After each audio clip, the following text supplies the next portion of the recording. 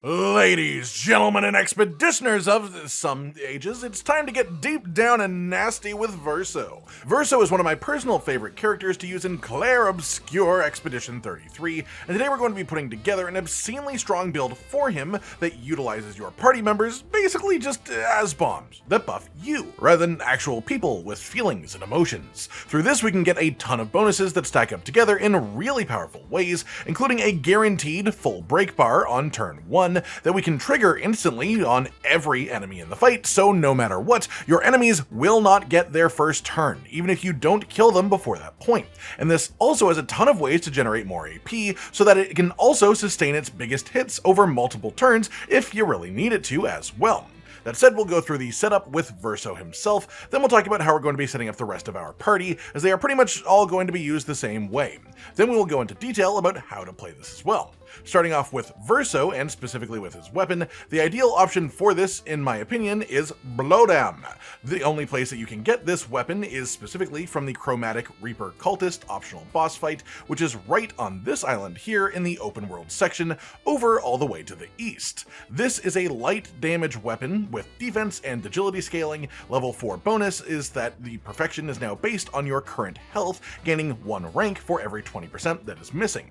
Then at level 10 you get 20% increased light damage with skills, and at level 20 you get +1 AP on rank up. This means that yes, I am going to be playing with him as a low health build, where we are purposely keeping him on 1 HP, as that is the optimal way to do it, but it is worth noting that we will have 1 health and 9 shield points. And while there is a way to be quite risky with those shield points, you can choose not to do that, and even though you have 1 health, it'll still take 10 full hits to kill you. But if you don't want to play it as a low health build in the first place, you should swap to Contorso as a weapon instead.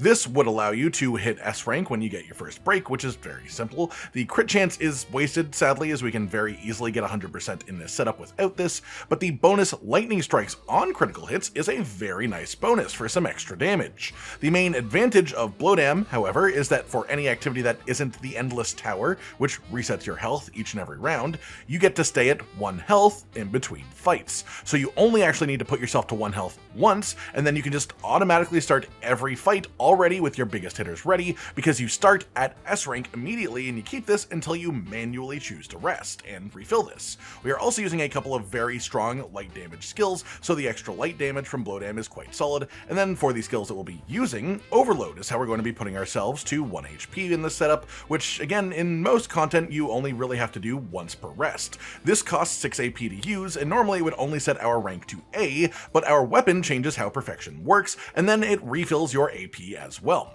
Phantom Stars is sort of the big selling point that you'll be using the most as an actual damage skill. We hit S rank from self-damage, and doing so makes this cost as a skill 5 AP, which is very low for an all-enemy hitting, 5-hit extreme light damage skill that can also break. An important note is the way that we have all our other characters will mean that on our first turn, all enemies will have their break bar filled, and that means that using Phantom Stars on turn 1 will break all enemies and get you a full screen stun.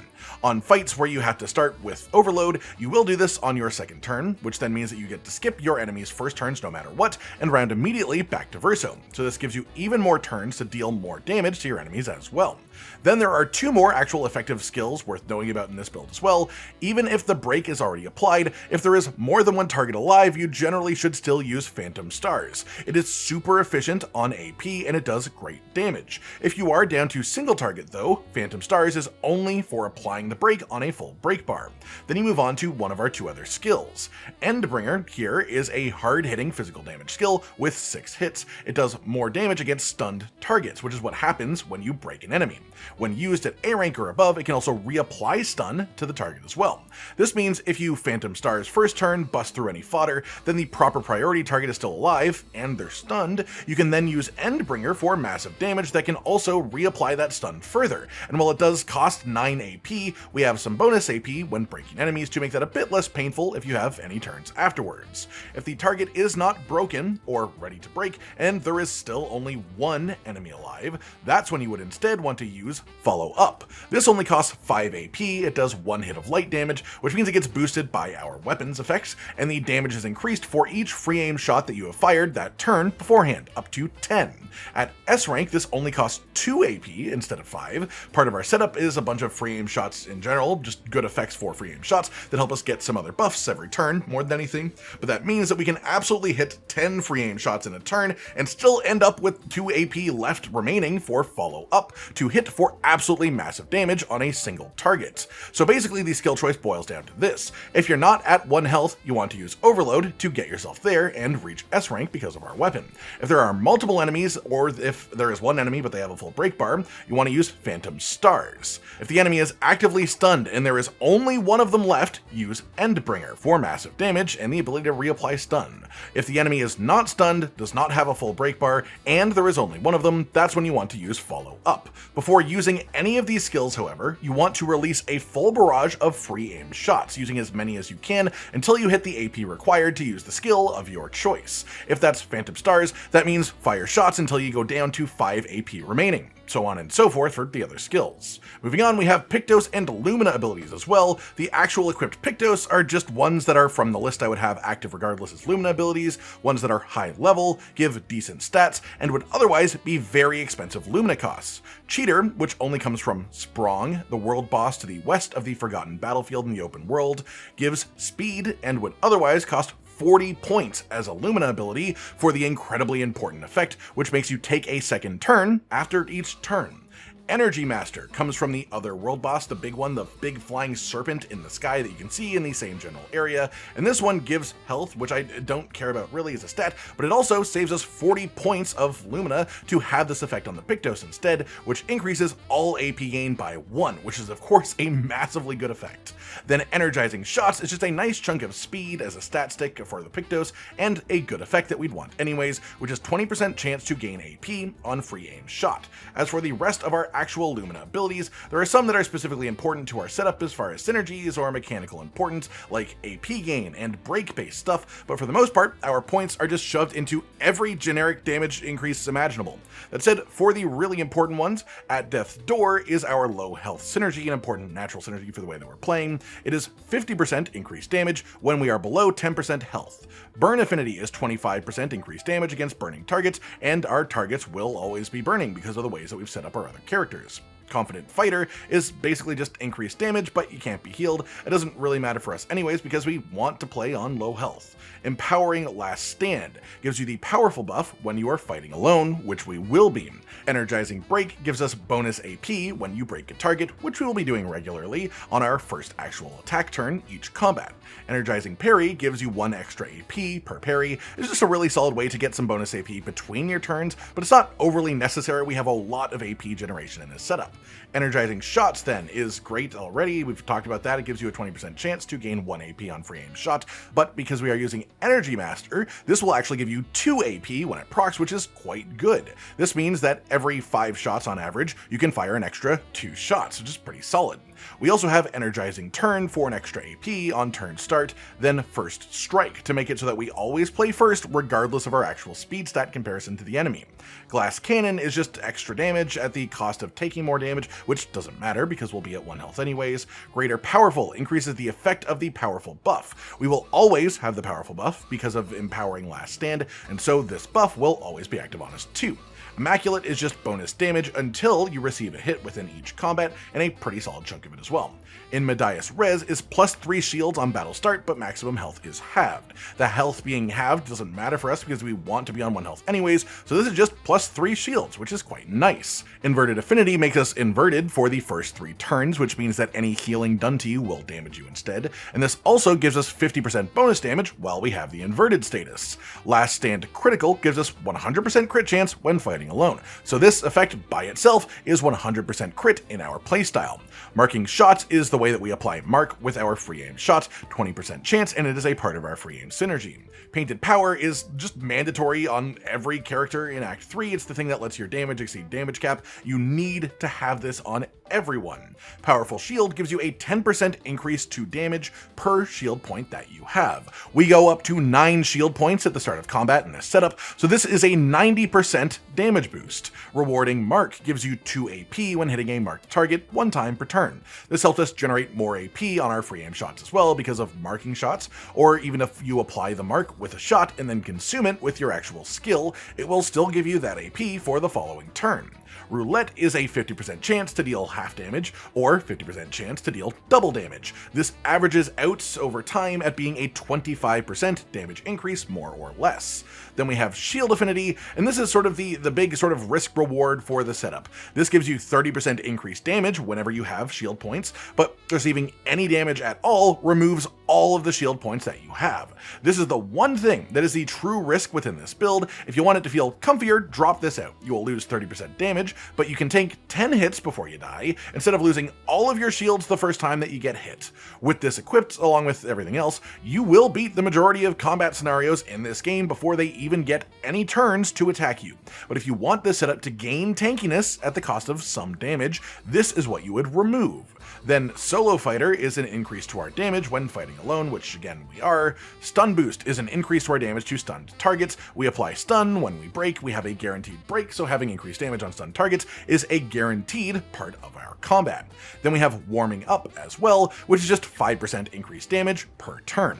This stacks up to 25% total damage boost if you go that far into combat, which you often won't, but if you do, this is quite nice to have. Then we do also have things like Breaking Burn, and then also Burning Break, and then also things like Fueling Break as well, just because it synergizes with what we're doing, and there's not much else that we can do to actually increase our damage here in a meaningful way.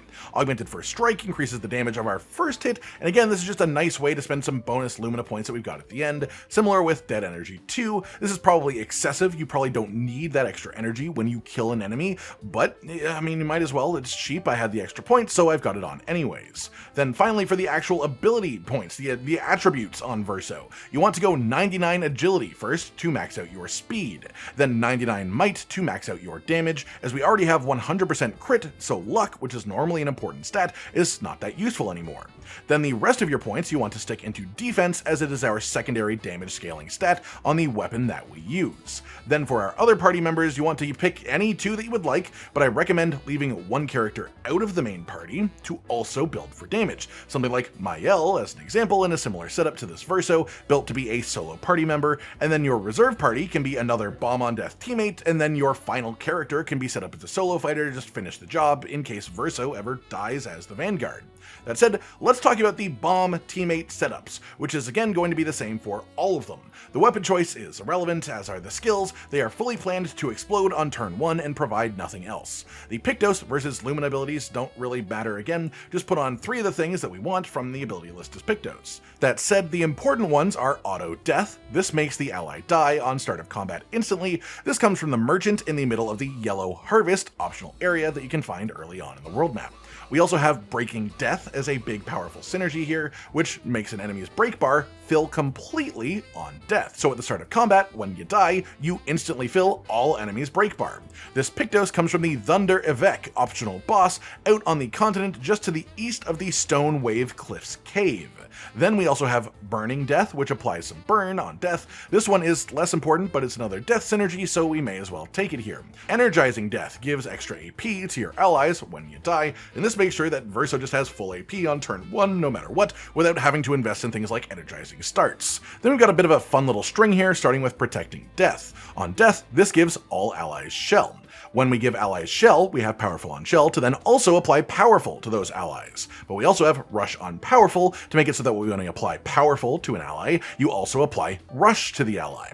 Then we have Greater Rush as well, just to boost that actual effect. And this is mostly just a really roundabout way to apply Rush to our main sort of fighting character from the allies that die and give them a significant speed increase. Then we of course also have Shielding Death to apply 3 shield points to your remaining allies when you die. We have 2 allies set up like this, so this is plus 6 shield points to Verso. On top of In Medias Res, that means that Verso gets 9 shield points immediately at the start of combat with a solo fighter. So with all of these are the actual important components set up, we have 2 allies like this. They will apply all these buffs instantly, they will die, and they will make Verso stronger. As for the rest of what I've done here with the excess Lumina points that you can see, it's mostly because we take Death Bomb. This makes it so when we die, we explode. So we then just pair that with a ton of general generic damage increases to boost the damage of the Death Bomb effect, especially the ones that boost your first hit done in combat, as it will obviously be your first and only hit. We also have At Death's Door on this as well, because after finishing combat, all dead characters will revive with 1 health. This means at the start of the next combat, outside of the Endless Tower, they will explode while being low health and get the bonus damage from this too. Basically, if you set this up right, every combat start will begin with 2 party members exploding for a few 100,000 damage to all enemies, filling all break bars, applying some burn, and buffing the hell out of Verso. From there, Verso can fire off a bunch of free aim shots, and then either overload if needing to drop to 1 health, or if already at 1 health, go right into Phantom Stars to cause the break, and just generally go into the loop that we mentioned earlier with him in his own section. Overall, this build is really powerful, and in my opinion, it's quite fun too. It's built around some cool skills with fun animations and timings, and it of course does just buttloads of damage while also giving you a guaranteed fight starting break. That does it for today, everyone. A Death Bomb party buffing up a solo low health Verso focused around break, free aim shots, and light damage. I hope you've all enjoyed the video, and hopefully you enjoyed trying out this build for yourself too if you give it a go in game. Like if you liked the video, subscribe to the notification bell for more, and most importantly, ladies and gentlemen, until next time, stay sweet. Josh, Cotton, and Hollow with the videos, dropping the humor like a hammer on your tippy toes, bringing entertainment on a daily arrangement to take our insanity and turn it into entertainment. Yes, I said entertainment twice, to reiterate that it is nice to look into your faces on a mostly daily basis when you let us in your homes to make the whole world a stage. Goodbye.